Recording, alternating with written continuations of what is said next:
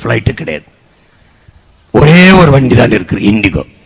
ஒரே ஒரு முதலாளி தான் அந்த விண்ணூர்தியை ஓட்டுகிறார். இந்தியா முழுமைக்கும் ஒரே ஒரு முதலாளி. உங்களுக்கு தெரியுமா என் சொந்தங்களே, சின்ன சின்ன நாடுகள் கூட நாட்டுக்கென்று ஒரு விண்ணூர்தி ஃப்ளைட் வைத்திருக்குது, போக்குவரத்து வைத்திருக்குது. ஸ்ரீலங்கா கூட வைத்திருக்குது, ஸ்ரீலங்கா ஏர்லைன்ஸ் என்று. இவ்வளவு பெரிய வல்லாதிக்கம், பெரிய துணைக்கண்டம், சொந்தமா ஒரே ஒரு ஃப்ளைட் கூட இல்லாத நாடு இந்தியா தான். உதாரணமா ரஷ்யாவுக்கும் உக்ரைனுக்கும் சண்டை, நம்ம பிள்ளைகள் அங்க மாட்டிக்கொண்டாங்க, படிக்க போனவங்க, வேலைக்கு போனவங்க. திருப்பி கொண்டு வர்றதுக்கு ஒரு ஃப்ளைட் கிடையாது. சொந்தமா ஒரு ஃப்ளைட் கூட இல்லாத உனக்கு எதுக்கு 5000 ஏக்கர்ல ஏர்போர்ட் என்றால் எவன் டைம் பதில் இல்லை. நீ 50,000 ஏக்கர்ல கூட ஏர்போர்ட் கட்டு, யார் அந்த ஃப்ளைட்டை ஓட்ட போற முதலாளி என்றால் பதில் இல்லை. அது அந்த இண்டிகோ முதலாளி தான். ஒரு முதலாளி சம்பாதிக்க எத்தனை ஆயிரம் கோடியை நீ கொட்டி, எத்தனை ஆயிரம் ஏக்கர் விளைநிலத்தை பறிச்சு நீ ஏர்போர்ட் கட்டி கொடுக்குற அப்படின்னா, நீ யாருக்கு ஆட்சி செய்யற, நீ யாருக்காக வேலை செய்யற? உனக்கு வாக்கு செலுத்தி தேர்வு செய்து எங்கள் வாழ்க்கை நிலையை மாற்றுவாய், நல்ல கல்வி கொடுப்பாய், கல்விக்கேற்ற வேலை கொடுப்பாய், அதுக்கேற்ற சம்பளம் கொடுப்பாய், எங்களுக்கு நல்ல மருத்துவம் கொடுப்பாய், குடிக்க நீர் கொடுப்பாய், பயணிக்க பாதை கொடுப்பாய், எரிக்க மின்சாரம் கொடுப்பாய், இதெல்லாம் தருவாய் என்று நம்பி வாக்கு செலுத்துற மக்களுக்கா இல்லை முதலாளிகளுக்கா? அறிவார்ந்த சமூகம் சிந்திச்சு பார்க்கணும். மெட்ரோ 72,000 கோடி 80,000 கோடி செலவழிச்சு மெட்ரோ. எத்தனை பேர் போவான்னு நினைக்கிறீங்க? பல மாநிலங்களில் தோற்று போன ஒரு திட்டம், உலக வங்கியின் திட்டம், இந்தியாவோட திட்டமும் இல்லை, நம்ம தமிழ்நாட்டு அரசின் திட்டம் இல்லை. நமக்கு கடன் கொடுத்தாலும் முதலாளி அவனோட திட்டம். 10 லட்சம் கோடி கடனை வாங்கியிருக்கு தமிழ்நாடு, 196 லட்சம் கோடி கடனை வாங்கியிருக்கு இந்தியா. இப்போ சரக்கு மற்றும் சேவை வரி ஜிஎஸ்டி எல்லாரும் கட்டுறோம். இந்தியா முழுமைக்கும் இத்தனை மாநிலங்கள் இருந்து எவ்வளவு இந்த சரக்கு மற்றும் சேவை வரியில் வந்த வருவாய் என்று ஒரு தடவையாவது நிதிநிலை அறிக்கையிலே பட்ஜெட்டை படிக்கும் போது நாட்டின் நிதியமைச்சர் படித்தது நீங்க யாராவது பார்த்ததுண்டா? சரக்கு மற்றும் சேவை வரி ஜிஎஸ்டியால் இவ்வளவு வருவாய் பெருக்கம், இவ்வளவு ரெவென்யூ வந்திருக்கிறது, இவ்வளவு வருவாய் பெருக்கம் படித்ததுண்டா? இந்த வருவாய் மாநிலம் நாட்டு மக்களின் நலனுக்காக இந்தந்த திட்டங்களுக்காக பிரித்து அனுப்பப்படுகிறது.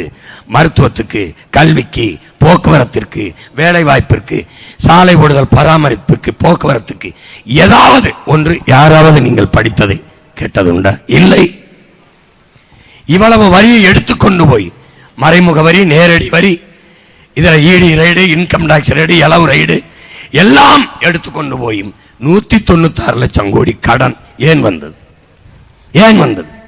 தமிழ்நாடு 10 லட்சம் கோடி, ஐயா ஸ்டாலின் அவர்களுடைய ஆட்சி மட்டும் 5 ஆண்டுகளில் 5 லட்சம் கோடி கடனை பெற்றிருக்கிறது. கற்றறிந்த தம்பி தங்கைகளே, பேரன்பு மிக்க பெற்றோர்களே, 5 லட்சம் கோடி கடனை பெற்று நிறைவேற்றப்பட்ட ஒரே ஒரு நலத்திட்டம் மட்டும்தான் நாம் கேட்கிறோம். ஒன்னே ஒன்று கல்வியை மிக சிறப்பாக, எஜுகேஷனை நான் டெவலப் பண்ணி என் நாட்டு மக்களுக்கு கொடுத்தேன். ஒன்னு சொல்ல ஒன்னே ஒன்று, தனியார் பள்ளிகளில், தனியார் கல்லூரிகளில் போய் படிக்க வேண்டிய அவசியம் இல்லை. என் மக்களுக்கு ஸ்டாண்டர்ட் இம்ப்ரூவ் பண்ணி கல்வித்தரத்தை உயர்த்தி அருமையான கல்வியை கொடுத்தேன். ஏன்?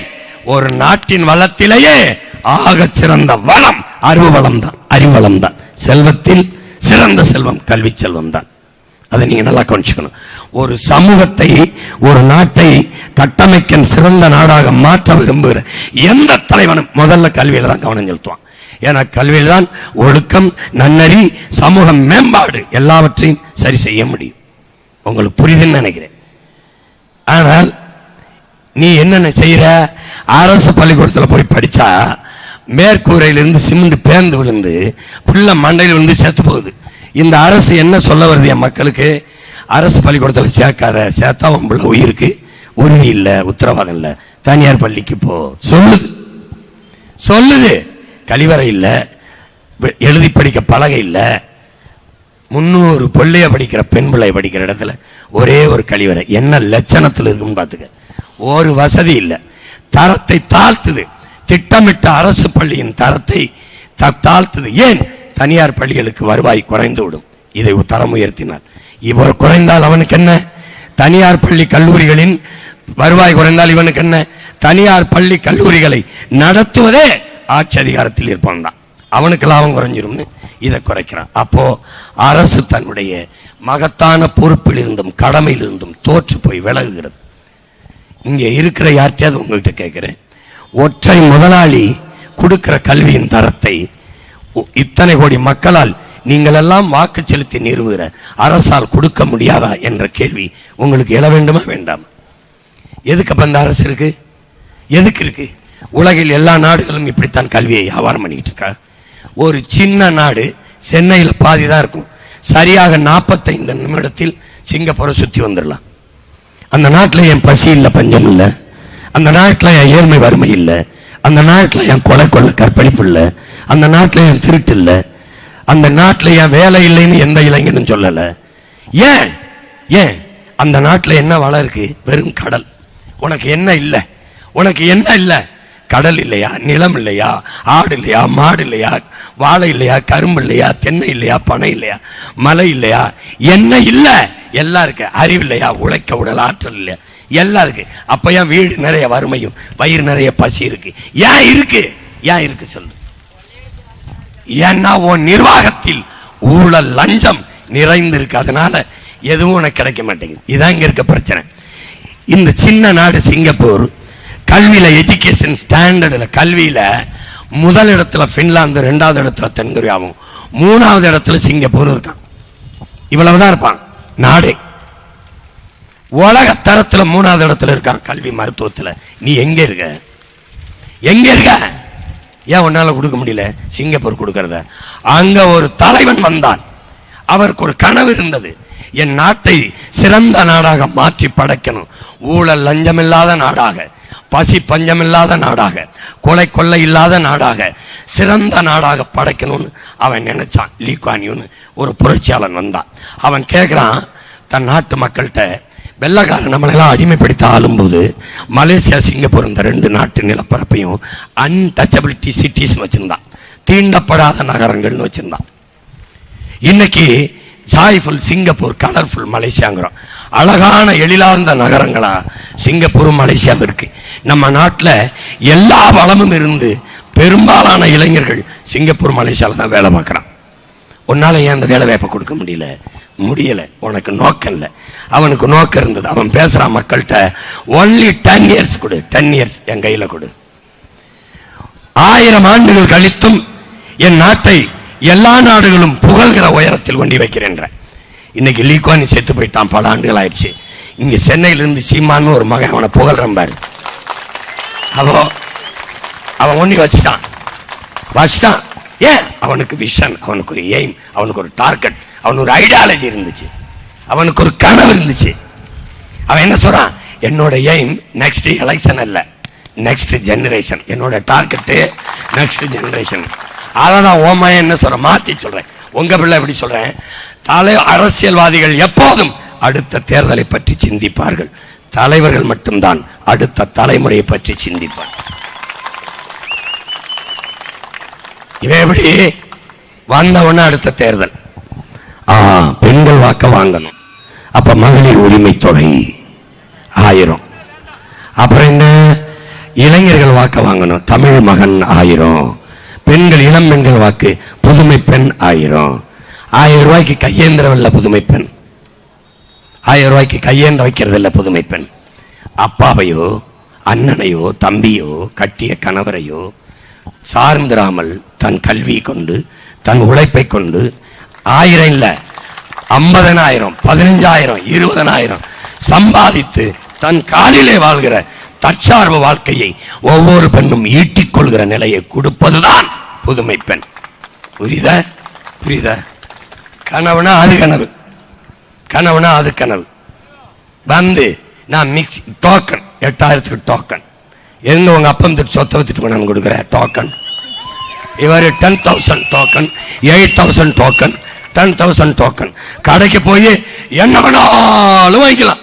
இந்த கடை எழுதி கொடுங்க 8000 டோக்கன் ஐயா ஸ்டாலின் கொடுக்கல. ஏய், ஒண்ணு நம்ம வைத்தியமா இருக்கணும் இவங்களுக்கு ஓட்டு போடுறதுக்கு, இல்ல அவங்க வைத்தியமா இருக்கணும். நம்ம தான் வைத்தியம், அவங்க வைத்தியமா அப்படி தெரியலையே. இந்த நாட்டில் படிச்ச பிள்ளைங்க கூட நிக்கிறீங்க, எல்லாத்துக்கும் போராடி இருக்கோம். படித்த ஆசிரியர்கள், கற்றறிந்த பெருமக்கள் நிறைந்திருக்காங்க. இந்த நாடு இந்த ஆட்சி முறை மாறாமல் இருக்கிறதுக்கு பெரிய பொறுப்பு இருக்க வேண்டியது ஆசிரியர் பெருமக்கள், கிறிஸ்தவர்கள், இஸ்லாமியர்கள், அரசு ஊழியர்கள். இவங்க தான். இந்த ஆசிரியர்கள் திரும்ப திரும்ப திரும்ப வீதியில் வர்றது, பணி நிரந்தரம் கொடுங்க. ஐயா ஸ்டாலின் ஆட்சிக்கு இல்லாத போது, நான் வந்தால் பணி நிரந்தரம் உறுதியாக தருவேன், நான் வந்தால் உங்களுக்கு சம்பள உயர்வு, எல்லாம் பழைய ஓய்வூதியம் எல்லாம் சொல்லிட்டு போயிட வேண்டியது. வந்த பிறகு செய்யல, அப்புறம் போராட்டம். இங்க பாருங்க, அவர் எதிர்கட்சியா இருக்கும்போது வாத்தியார்கள் போராடினாங்க. ஐயா ஸ்டாலினும் போராடினாரு, நானும் போய் போராடினேன். ஆளுங்கட்சியா வந்துட்டாரு, அப்பவும் திருப்பி அதே கோரிக்கை வச்சு வாத்தியார்கள் போராடுறாங்க. அவர் வரல, நான் போய் நிக்கிறேன். எப்படி பார்த்தீங்களா கொடுமை என்னன்னு கேளுங்க. ஆசிரியர்கள் போராடுறாங்க, படிப்பிக்கிற ஆசிரியர்கள், அறிவை வளர்க்கும் ஆசிரியர் பெருமக்கள் வீதியில நின்னா அது நாடு இல்லை, சுடுகாடு. சுடுகாடு கேவலம். திருப்பி உலகத்துக்கு சோறு போடுற விவசாயி இருக்கான் மாதிரி ரோட்ல நிற்கிறான். ஏன்? நான் வேர்வை சிந்தி விளைய வச்ச நெல்லை அந்த குடோனை கட்டி கொள்முதல் செய்து உள்ள வச்சு பாதுகாத்துக்க, ரோட்டை போட்டு முளைக்க விடாதேன்னு கண்ணீர் சிந்திக்கு நிற்கிறான். அவன் நிற்கிறான். மருத்துவர்கள், உயிரிழக்கும் மருத்துவர்கள் சாலையில் நிற்கிறாங்க சம்பள உயர்வுக்கு. ஆசிரியர்கள் சம்பள உயர்வுக்கு, செவிலியர்கள் சம்பள உயர்வுக்கு. ஒரே ஒரு துறை தான் போராடல, போலீஸ். அதுவும் போராடிச்சுன்னு வச்சுக்க, மூடிட்டு போயிட வேண்டியதான் நாட்டை. இங்க பாரு, போராடியாச்சு. இப்ப வாத்தியார்களுக்கு சம்பளம் கொடுக்க எவ்வளவு ஆகும் நினைக்கிற? 100 கோடி ஆகும். ஆனா சமாதி எவ்வளவுக்கு கட்டிருக்குன்னு நினைக்கிற? சமாதி சொன்னது சொன்னது யார் உங்களுக்கு வெளியிட்டார? நீங்க தான் மேலாளர? சொன்னது 150 கோடியா அப்படின்னு நினைச்சிருந்துட்டு 80 கோடி. புதகுலிக்கு ஏசி போட்டவனை எங்க பார்த்திருக்கீங்களா? டேய், புதகுலிய பொருள் காட்சி ஆக்கினவனீங்களா உலகத்தில் பார்த்திருக்கலாடா? எங்க ஆத்தாப்பேன் அந்த ஏரி ஆக்கிரமிச்சு விட்டார்கள். ஏரி ஆக்கிரமிப்பு இடி, எல்லா இடியும் போய் நின்ன மகன் நான் தான். எல்லா இடத்துலையும் போய் நிற்பேன். சாஞ்சு சாஞ்சு அழுவாங்க. நான் போன உடனே நிப்பாட்டிட்டு போவான். அவன் புல்டோசர் வருவான், அதுக்கு மெயின் பெரிய புல்டோசர் நான் போய் நிற்பேன். போயிடுவான். கேளு கேளு, வருது. ஒரே ஒரு கேள்வி, என்னது? ஆக்கிரமிச்சுட்டாங்க. எப்போ? 60 ஆண்டுகளுக்கு முன்னாடி. ஆக்கிரமிக்கும் போது என்ன புடிங்கிட்டு இருந்தா என்ன? பதில் கிடையாது. முதல்ல என் ஆத்தாளப்பேன் ஆக்கிரமிச்ச வீடை கட்ட ஒரு செங்கலை வைக்கும் போது என்ன பண்ணிட்டு இருந்த? என்ன பண்ணிட்டு இருந்த? ஆக்கிரமிச்சு பிளாட் போட்டு கொடுத்தவனே ஆட்சியில் இருந்த அயோக்கியப்பேன். அப்ப இருந்த கவுன்சிலர், அப்ப இருந்த மாவட்ட செயலாளர், அப்ப இருந்த வட்டாட்சியர், ஆட்சியருக்கு தெரியாம ஆக்கிரமிப்பு நடந்துச்சானா? பதில் இல்லை. பதில் இல்லை. 60 வருஷம் வாழ்ந்து மின் இணைப்பு கொடுத்து, வாக்காளர் அடையாளம் அட்டை கொடுத்து, குடும்ப அட்டை கொடுத்து, எரிவாயு இணைப்பு கொடுத்து, வீட்டு வரி வாங்கி ரோட்டை போட்டு வாழ வச்சுட்டு திடீர்னு ஆக்கிரமிப்புன்னு இடிக்கிறேன். இடி ஆக்கிரமிப்பு, ஏரி ஆக்கிரமிப்பு இடிச்சிட்ட. பல நீதிமன்றங்கள் ஏரி ஆக்கிரமிச்சு கட்டப்பட்டிருக்கு. இடிக்கிறதா வச்சிடறதா? சரி, அதை கூட விடுவோம். இப்போ 4 கல்லறை இருக்கு கடற்கரையில். 4 கல்லறை 4 ஏக்கர்ல இருக்கு. இது ஏரி ஆக்கிரமிப்புன்னு இடிச்சா அது கடற்கரை ஆக்கிரமிப்புன்னு இடிக்கிறதா கூடாது? அதை மட்டும் அங்கே அடக்கம் செய்யப்பட்ட யாராவது 10 ஆண்டுகள் நாட்டு விடுதலைக்காக போராடி சிறையில் இருந்தார்கள் அப்படி ஏதாவது இருக்கா? இல்ல தூக்கல தொங்கின தீரன் சின்னமலை, மருதுபாண்டி அப்படி ஏதாவது இருக்கா? ஏதாவது திட்டி பிறப்பாரு. செக்கிழுத்த என் பாட்டனே எங்க இருக்கான்னு தெரியல. செக்கிழுத்தான். செக்கு மாடு இழுக்க திணறுமடா செக்க. ஒரு மனுஷன் இழுத்தாண்டா என் விடுதலைக்கு. ஒரு மனுஷன் பிறப்பிலேயே செல்வந்தன், சட்டம் படித்தவன், தாத்தன் சட்டம் படித்தவன், அப்பன் சட்டம் படித்தவன், அவனும் சட்டம் படித்தவன். வெள்ளைக்காரன் கூண்டிலே குற்றவாளி அண்ணன்டாண்டா என் பாட்டன் வாவு சிதம்பரனார். இந்த மண்ணின் மக்களுக்காக சொத்தம்பட்டையும் வித்து செத்தா. கடைசியா வறுமையை போக்க வழி இல்ல, மன்னனை வித்தாண்டா, மன்னனை வித்தாண்டா. அந்த மகனை மறந்த சமூகம், கேடு கட்ட கூட்டம் இது. போய் கல்லர்கள் இருப்பானா? சுற்றுலா வர்றவனுக்கு பீச்சில் போய் அண்ணா சமாதி, எம்ஜிஆர் சமாதி, ஜெயலலிதா சமாதி, கருணாநிதி சமாதி, அப்புறம் உன் இனத்துக்கு சமாதி தானடா மிஞ்சும், வேற என்னடா மிஞ்சும்? என்ன மிஞ்சும்? எதுக்கு? நான் வந்தா மொத்த பள்ளிக்கூடத்தையும் கல்லூரி மூடி பெறப்பறேன். ஏன்னா படிச்ச ஒன்றும் பயன் இல்லை. அறிவு வேலை செஞ்சா தானே. ஏமாத்துறான்னு தெரியுது. இத்தனை பிரச்சனைகளை தந்தவர்கள் மறுபடியும் எப்படி அதிகாரத்துக்கு வர முடியுது? எப்படி வர முடியுது? எப்படி வர முடியுது? ஒருத்தர் கூட கோபம் வர மாட்டேங்குது. ஏன்? சரி சரி, இப்போ 5000 வங்கி கணக்கில் போட்டாங்க, 6800 கோடி போட்டிருக்காங்க. வாத்தியார் கேட்ட காசை கொடுக்க 100 கோடி தான், மருத்துவர்களுக்கு அதே மாதிரி 150 கோடி தான் செலவாகும். அதை கொடுக்காம நீ 6800 கோடி, யாருமே கேட்கலையே வங்கியில் பணம் போடணும், யாருமே கேட்கல 8000 டோக்கன் கொடுங்க. ஏன் கொடுக்குற? எந்த மாதிரியான நிர்வாகம், எந்த மாதிரியான ஆட்சி முறை இது? இங்கே ஒன்று நிறுத்துவ, 10 லட்சம் கோடி கடன், 1 லட்சம் கோடி வட்டிக்கிட்ட கொண்டு வந்துட்ட. இப்போ நீ அறிவிச்சிருக்க அந்த இலவசங்களை கொடுத்துன்னா கொடுக்கணும்னா இன்னும் 5 லட்சம் கோடி கடன் வாங்கணும். அப்போ வளர்ச்சி என்பது கடன் வளர்ச்சி தான். ஒரு நாட்டின் வளர்ச்சி கடன் வளர்ச்சி. எங்கள் அம்மா 2000 ரேஷன் கார்டு வாங்குது, ஆனால் அந்த ரேஷன் கார்டுக்கு 2 லட்சம் கடன் இருக்கு. யார் பேர்ல? எங்கள் அம்மா பேர்ல இருக்கு. எப்படி? கால கொடுமை, கால கொடுமை. எங்க அப்பாட்ட கேட்டேன், ஏப்பா கடன் வாங்கினேன்னு. உன்னை படிக்க வைக்க காசு இல்லை சாமி, வாங்கி படிக்க வச்சேன். மறுபடியும் அப்பா கடன் வாங்கினேன், தங்கச்சியை கட்டி கொடுக்க காசு இல்லை ஐயா, கடன் வாங்கினேன். எங்க அப்பா வாங்கின கடன்ல ஒரு நியாயம் இருக்கு. நம்ம அப்பா ஸ்டாலின் அப்பா வாங்கினதுல ஏதாவது நியாயம் இருக்கா? சொல்லு, ஏதாவது இருக்கா? ஏதாவது இருக்கா? ஏதாவது இருக்கா? இந்த திமுக அதிமுக வாங்கின கடன்ல நிறைவேற்றப்பட்ட ஒரே நான் கேட்கிறேன், தடையில்லாத மின்சாரம், ஒரு நொடி கூட துண்டிக்காத மின்சாரம் எல்லாருக்கும் கொடுத்தேன். சொல்லு, அருமையான பாதையை போட்டு கொடுத்தேன். இது சாலையா சவக்குழியான்னு தெரியாது. தலைநகரில் இவ்வளவு கேவலமா இருக்கு பாதைனா, மற்ற சாலைகளை நீ யோசிக்க வேண்டியதே இல்லை, யோசிக்க வேண்டியதே இல்லை. அப்போ சிறந்த போக்குவரத்தை கொடுத்தேன் அப்படின்னு இல்லை. இந்த லட்சண அளவுல 1 லட்சம் கோடி போக்குவரத்து துறைக்கு கடன் இருக்கு. இதுல வந்தவன் போனவெல்லாம் நான் பெண்களுக்கு ஓசி, நான் ஆண்களுக்கும் ஓசி, ஒருத்தன் ஊரெல்லாம் ஓசி, ஓசி பஸ், எங்கேயும் ஏறலாம், யாரும் ஏறலாம், யாரும் இறங்கலாம். திருட்டு போய் இந்த பக்கம் ஏறி தாலியா தூக்கிட்டு அந்த பக்கம் இறங்கலாம். டேய், எங்கிருந்து கிளம்பி வாரிய நீங்க எல்லாம்? எங்கிருந்து வாரிய? ஃப்ரீ ஸ்கீம் கொடுக்கறதுக்கு கவர்மெண்ட் தேவையில்லடா, அது ஜவுளி கடை வேலை. ஆடி தள்ளுபடி, அமாவாசை தள்ளுபடி, தீபாவளி போனஸ், அதெல்லாம் அவன் வேலை. கவர்மெண்ட் கொடுக்க வேண்டியது எஜுகேஷன், மெடிக்கல், வாட்டர் டிஸ்ட்ரிபியூஷன், இது 3 தாண்டா அவன் கொடுக்கணும், கட்டணம் இல்லாம கொடுக்கணும். ஃபுல் திரும்பி திரும்பி வந்துக்கிட்டு ஏய் என்னை படிக்கவே. ஐயா ரஜினிகாந்த் சொல்லுவாரு, சேலை வெட்டி கேட்காதியடா, வேலை வெட்டி கேளுங்கடான்னு. ஐயா எம்ஜிஆர் 10 ரூபா கொடுக்குறான் ஓட்டுக்குன்னு, பசிய போக்குறவன் பார்த்து ஓட்ட போடுறான், 10 ரூபா கொடுக்குறவன் பார்த்து போடாகிறான். அவன் ஆளுகளை தான் இப்போ 1000 2000 கொடுக்குது, 10,000 டோக்கன் அவர் ஆளுக தான் கொடுக்குது. உங்களுக்கு தெரியுமா? பேரறிஞர் அண்ணா அவர் ஆட்சி வரைக்கும் மதுக்கடையை திறக்கல, டாஸ்மார்க்கை திறக்கல. அண்ணா அவர்கள்ட்ட கேட்குறாங்க, வருவாயை பெருக்கிறதுக்கு இந்த சாராய கடையை திறக்கலாம்னு. அப்படி சாராயம் வித்து வர்ற வருவாய் எனக்கு வேண்டாம், அந்த வருவாய் குஷ்டரோகி கையில் இருக்கிற வெண்ணெய்க்கு சமம்ங்கிறப்பல. 60 ஆண்டுகள் அந்த குஷ்டரோகியில் இருக்கிற வெண்ணெயை நக்கி திங்கிற வெண்ணெய்கள் இந்த வெண்ணெய்கள் தான். அவர் பேரை சொல்லி ஆட்சி நடத்துறவர்கள் தான். நான் ஒரு அப்பேன், எனக்கு 5 பிள்ளைகளெல்லாம் கூப்பிட்டு, ஐயா குடும்பத்தை நடத்த காசு இல்லை, குடிச்சு கொஞ்சம் காசு தாங்க, குடிச்சிட்டு காசு தாங்கன்னு வாங்கி குடும்பத்தை நடத்தினா என்னை வேணாவது மதிப்பியா? வீட்டை நடத்துறது தகப்பனே குடிக்க வச்ச பிள்ளைகளை காசு எடுத்து நடத்தினா எப்படி இருக்கும்? நாட்டை நடத்துற தலைவன் தன் நாட்டுக்குடிகளை குடிக்க வச்சு 50,000 கோடியை பறிச்சு அதுல நாட்டு நிர்வாகம் செய்யறது எவ்வளவு பெரிய கொடுமை பாரு. இந்த காவல்துறை இருக்கு, நம்ம உடன் பிறந்தார்கள். குடிச்சிட்டு வண்டி ஓட்ட முடியாது, போதையில வண்டியை ஓட்ட முடியாது. குடிச்சிட்டு வண்டியை ஓரங்கட்டு, சாவியை கொடு. குடிச்சிட்டு வண்டி ஓட்ட முடியாதுன்னு தெரியுற இந்த ஆட்சிக்கு குடிச்சிட்டு குடும்பத்தை ஓட்ட முடியாதுன்னு தெரியாது.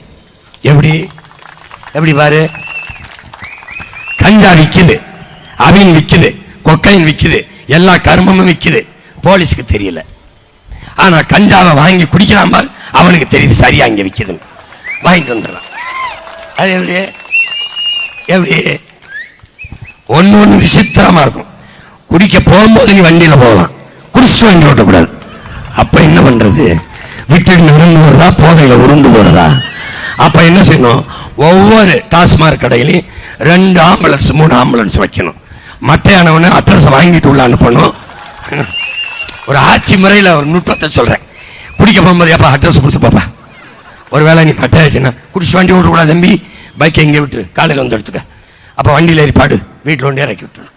அது டாஸ்மார்க்னு வருது. இந்த கோழி சோடான்னு ஒரு படம், என் தம்பி விஜய் மில்ட்ட எடுத்திருந்தாப்புல. அதில் இமான் அண்ணாச்சி பேசுவாப்புல. குடிச்சிட்டாங்கன்னு பிடிச்சி வந்து காவல் நிலையத்தில் வச்சுருப்பாங்க.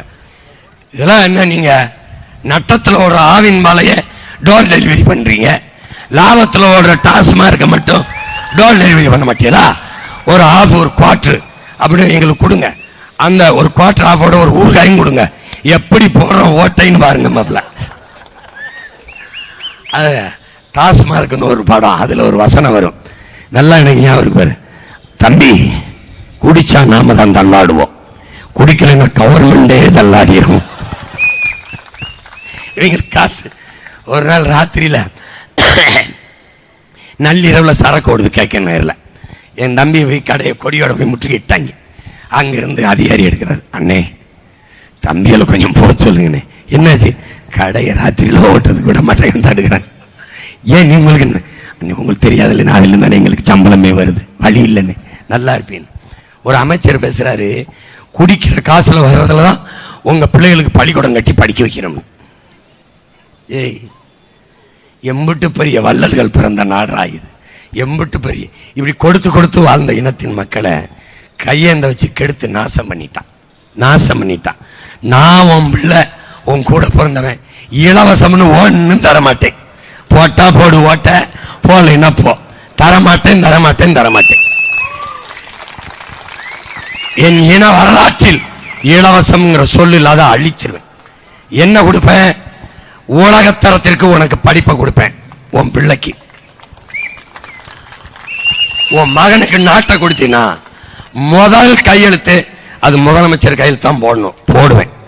போட்டு வச்சுட்டு ரெண்டாவது பாரு எப்படி பேசுறேன் பாரு. கல்வி மானுட உரிமை, கொடுக்க வேண்டியது அரசின் கடமை, கொடுக்காமல் இருப்பது மாபெரும் கொடுமை.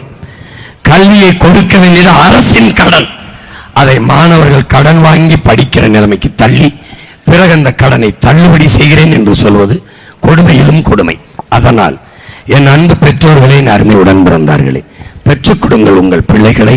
கற்றுக் கொடுக்கிறோம் நாங்கள்.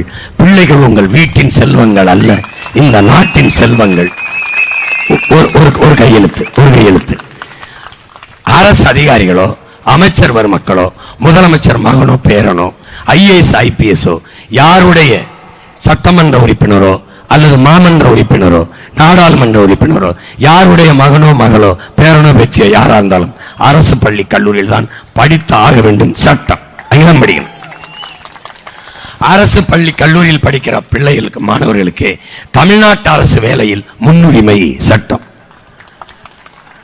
மீறி தனியார் பள்ளியில் தான் நான் என் பிள்ளையை படிக்க வைப்பேன் என்று சேர்த்தால், அந்த தகவல் உண்மை என்று அறிந்தால், அவருக்கு என்ன சம்பளம்? 1 லட்சம் ரூபாய். அங்கே சொன்னால் 50, 1 லட்சம் ரூபாய் நான் மீறி அங்கே சேர்த்தா 50,000 துண்டிச்சிடும், அரசு எடுத்துரும். 2-3 தடவை பார்க்கும். திருப்பி கொழுப்படுத்த போய் பண்ணிட்டு இருந்தா நீ நாட்டை, தமிழ்நாடு அரசை, தேசத்தை, அரசை அவமதிக்கிறாயின்னு சான்றிதழை வாங்கி தகுதி நீக்கம் செஞ்சு வேலையிலிருந்து அனுப்பிடும். நீ கிளம்பு, அப்படி நீ போய் தனியாருக்கே வேலை செஞ்சுக்கிட்டு இருங்க. உலகத்தரத்திற்கு கல்வியை கொடுத்துருவேன். எப்படி? உலகத்தில் முதல் இடத்துல கல்வியில் எந்த நாடு இருக்குன்னு இந்த முதலமைச்சர் வேட்பாளரை யாரையாவது ஒருத்தர் சொல்லு. நான் எங்கள் அம்மாவை கூட்டிகிட்டு வீட்டுக்கு போயிடுறேன். சொல்லு. தெரியாது. 200க்கும் மேற்பட்ட நாடுகள் இருக்கு. முதல் இடத்துல பின்லாந்து இருக்கு, சின்ன நாடு. அவன் தான் கல்வியில் அவனுடைய கட்டட அமைப்பு, கற்பித்தல் முறை எல்லாமே சிறப்பாக இருக்கு. முதல்ல தென்கொரியா இருந்துச்சு, இப்போ அதை முந்திக்கிட்டு போயிடுச்சு. தென்கொரியா, பின்லாந்து, 2வது தென்கொரியா, 3வது சிங்கப்பூர்.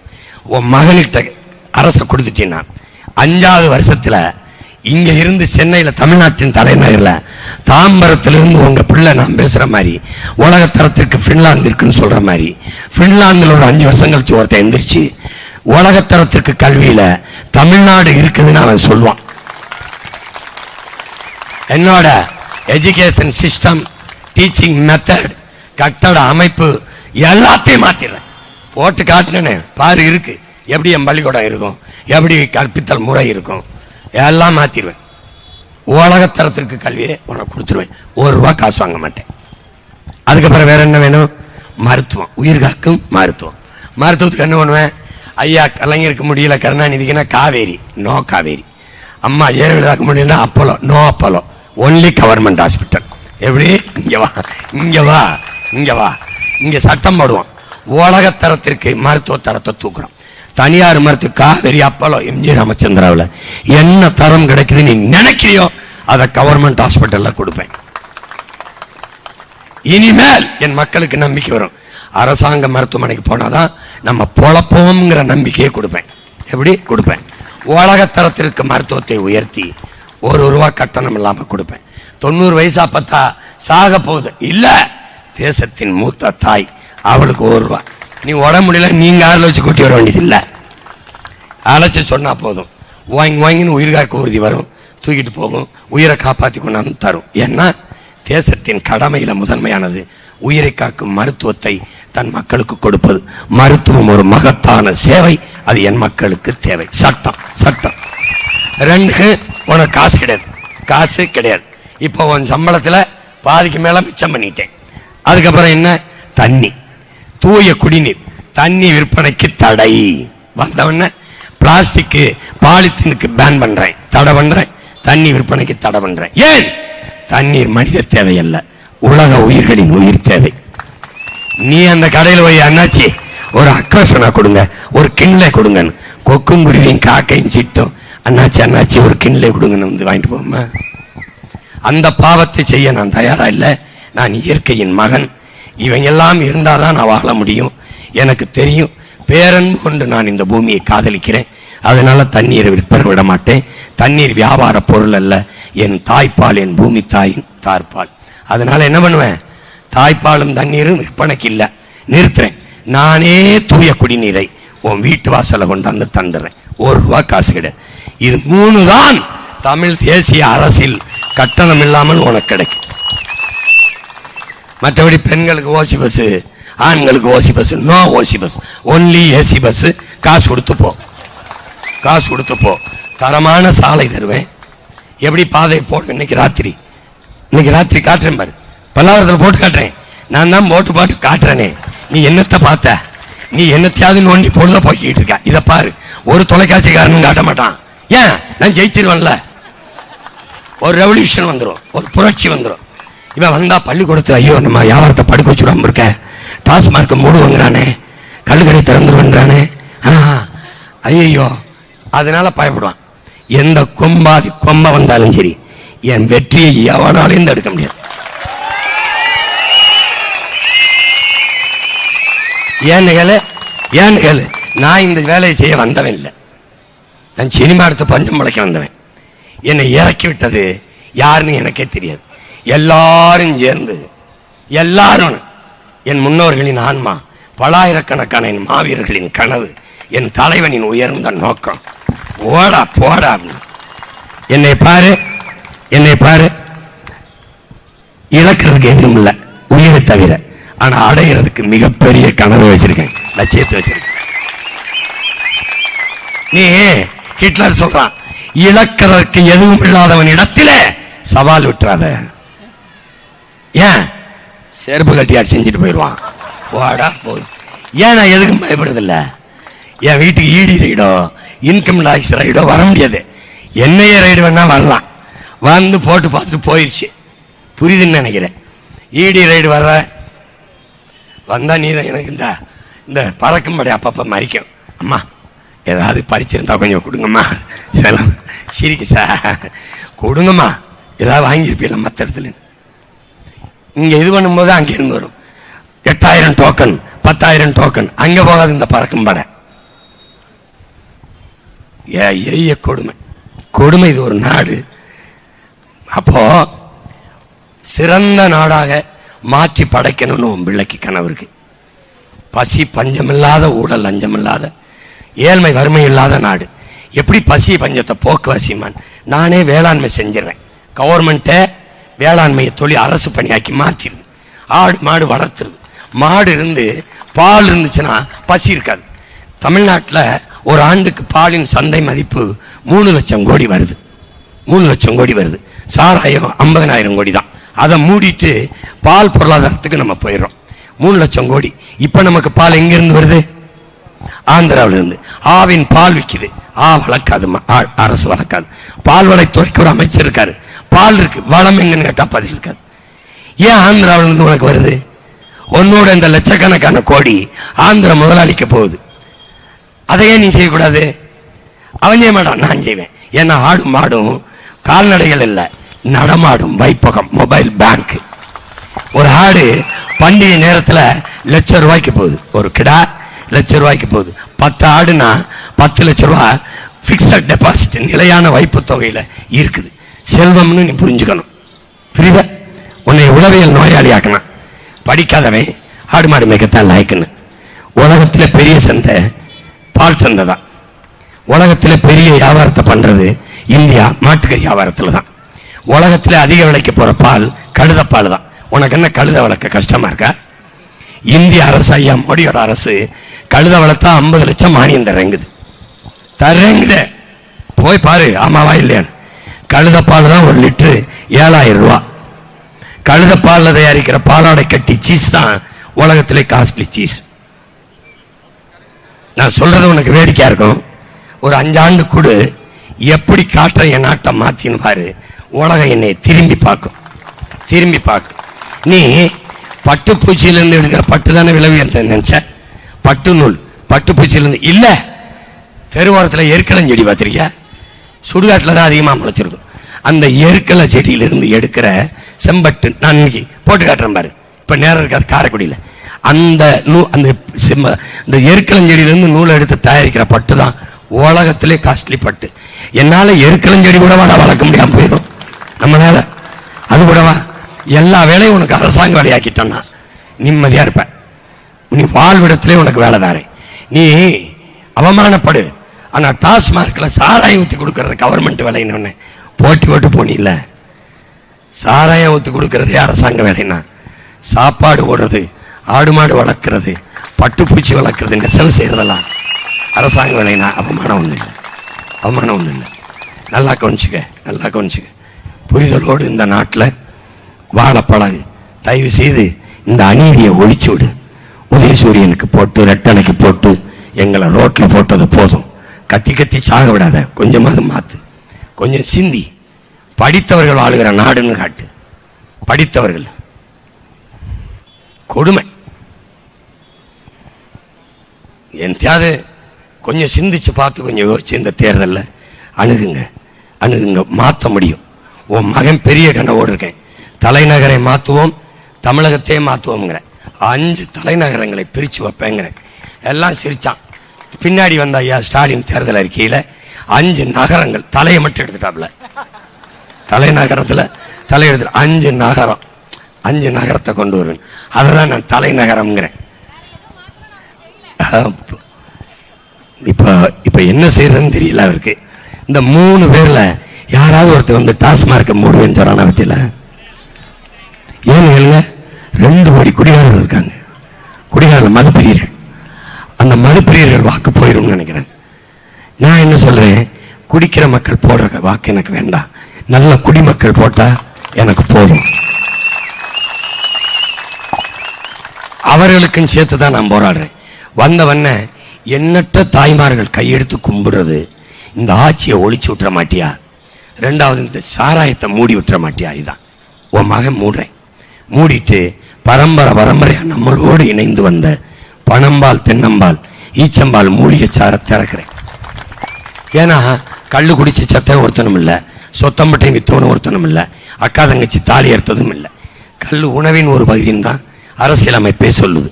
அதனால கல்லை திறந்துட்டு இதை மூடிடுறோம். இதுல வர வருமாய பால்ல இருந்து ஈட்டிடுறேன்.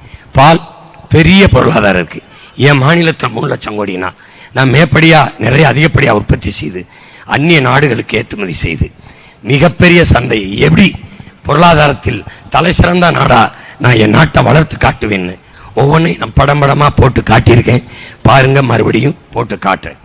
அதனால அறிவில் சிறந்த பெருமக்கள், என்னிலும் என் தம்பி தங்கிகள், இந்த தேர்தலை வழக்கம் போல ஒரு தேர்தலாக கடத்தி சென்று விடாமல், அதே இரட்டை உதயசூரியன் கை தாமரைக்கு போட்டு நாட்டை நாசம் பண்ணாமல் புதிய ஒன்றை தேடுங்கள். எல்லாவற்றிலும் நல்லதைத்தான் தேர்வு செய்வீர்கள். கை கடிகாரமா, அலைபேசியா, கால் சேர்ப்பா, எல்லாம் நல்லதா இருக்க வேண்டும் என்று நினைக்கிறீர்கள்.